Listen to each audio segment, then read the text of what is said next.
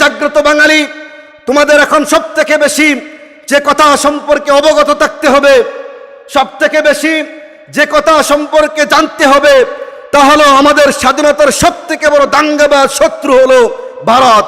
এবং বর্তমান বাংলার জমিনে লেজ গুটিয়ে পালিয়ে থাকা নব্য পরাজিত স্বৈরাচার শক্তি। এরা আমাদের ভাগ্য নিয়ে 1971 সাল আমাদের প্রথম স্বাধীনতার পর থেকে আজও পর্যন্ত এরা আমাদের রক্ত নিয়ে, এরা আমাদের অধিকার নিয়ে, এরা আমাদের স্বাধীনতা নিয়ে চিনিমিনি খেলা করে আসছে। ভারত আমাদেরকে মারতে চায়, ওরা আমাদের সাথে আধিপত্যের ক্ষমতা বিস্তার করতে চায়। মুহতারাম হাজরিন, সময়টা এমন ছিল যখন আমি আমার হৃদয়ের মধ্যে পুষে রাখা যন্ত্রণার ক্ষতগুলো রক্ত ঝরতে ঝরতে ক্লান্ত হয়ে মাজলুমের দুটি হাত আরশের দিকে তাকিয়ে কলিজা পোড়া আর্তনাদে আল্লাহর আরশে কম্পন উঠে যেত। পৃথিবীর স্বাভাবিক নিয়ম মাজলুমের চোখের অশ্রুতে তিক্ত হয়ে যেত।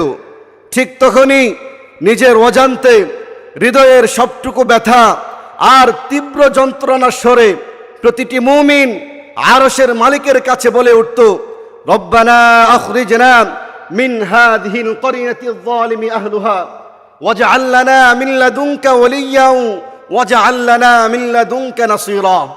ওগো আল্লাহ, আমরা ক্লান্ত, আমরা ধরাশায়ী, আমরা আমাদের ঈমানের কমজোরির কারণে, আমাদের ঈমানের দুর্বলতার কারণে মাজলুমের কাঠগড়ায় আজ আমরা রক্তাক্ত। ওগো মাবুদ, তুমি যথেষ্ট হয়ে যাও। প্রতিটি সন্তানহারা মায়ের চোখের অশ্রুর জন্য তুমি যথেষ্ট হয়ে যাও। গুম খুন এবং তোমার কোরআনের পক্ষে কথা বলার জন্য যাদের উপরে জালেমের নজর পড়েছিল, ওগো আল্লাহ, তুমি তাদের জন্য যথেষ্ট হয়ে যাও। এবং আলহামদুলিল্লাহ সুম্মা আলহামদুলিল্লাহ, মালিক তার মাজলুম অসহায় দুর্বল বান্দাদের চোখের অশ্রুকে কবুল করেছেন। সকলে বলি আলহামদুলিল্লাহ।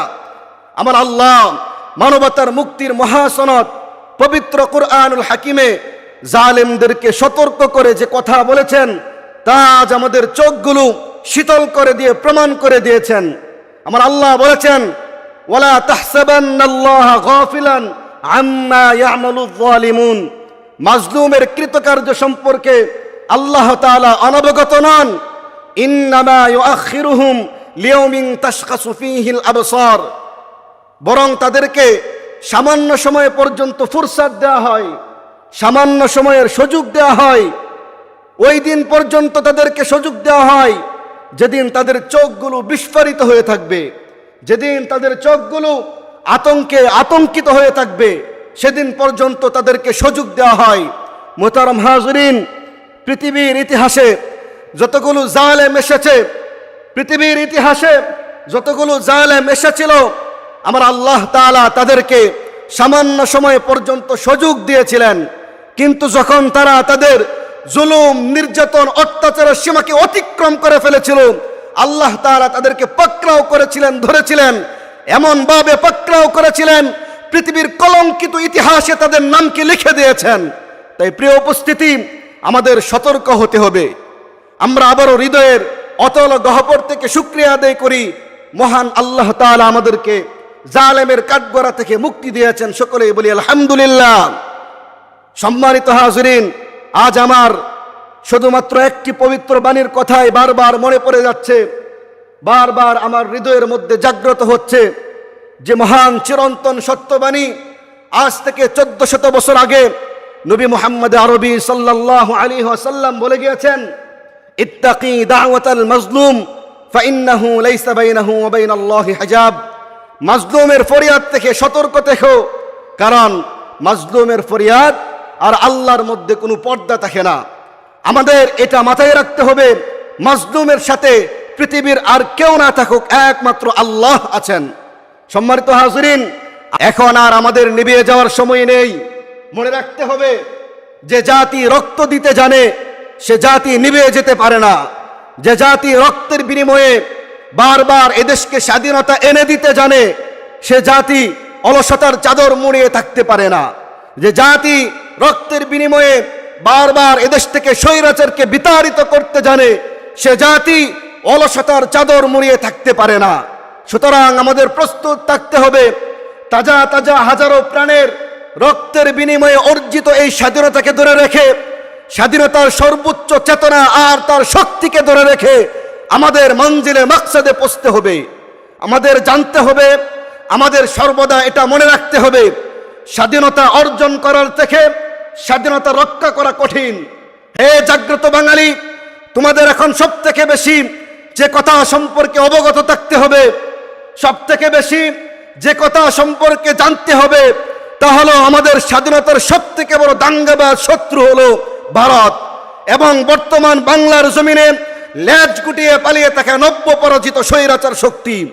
এরা আমাদের ভাগ্য নিয়ে 1971 সাল আমাদের প্রথম স্বাধীনতার পর থেকে আজও পর্যন্ত এরা আমাদের রক্ত নিয়ে, এরা আমাদের অধিকার নিয়ে, এরা আমাদের স্বাধীনতা নিয়ে চিনিমিনি খেলা করে আসছে।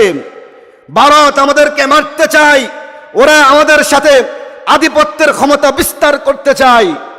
তাই আমি সব দলের, সমস্ত রাজনৈতিক দলগুলো সহ দেশের আপামর জনতাকে বলবো, আমরা বাঙালি জাতি স্বাধীনতা অর্জন করতে জানি, স্বাধীনতা রক্ষা করতেও জানি। আমরা যেভাবে মীর মুগ্ধ আর শহীদ সাইদের বুকের তাজা রক্তের বিনিময়ে কালো রাজপথগুলো লালে রঞ্জিত করে আবার আমার দেশের প্রাণকে সোচ্চার করেছি, প্রয়োজনে সেই প্রাণকে জাগ্রত রাখতে, সেই স্বাধীনতাকে নিয়ে মঞ্জিলে মাকসাদে পৌঁছতে আবার আমরা রাজপথে ঝাঁপিয়ে পড়ব, রাজপথে ঝাঁপিয়ে পড়ব। পরিশেষে বলতে চাই, সমস্ত ক্ষমতার উৎস মহাবিশ্বের এক ও অদ্বিতীয় অধিপতি মহান রব্বুল আলামিনের হাতে, যিনি প্রভাতের শুভ্রতার পরিবর্তন করে রাতের আধার আনেন, যিনি সমস্ত ঘোর কালো অন্ধকার অমানিসার পর্দাকে বিদীর্ণ করে সত্যের সূর্য উদিত করেন। সুতরাং এখান থেকে আমাদের এবং এই জাতির শাসকদের শিক্ষা নিতে হবে। তোমার সমস্ত চক্রান্ত, তোমার সব অপকৌশল ভেঙ্গে গুড়িয়ে দিয়ে তোমাকে এমনভাবে লাঞ্ছিত আর বঞ্চিত করবে, বাংলার 1 ইঞ্চি মাটিতে তোমার পা স্পর্শ করার সাহস থাকবে না।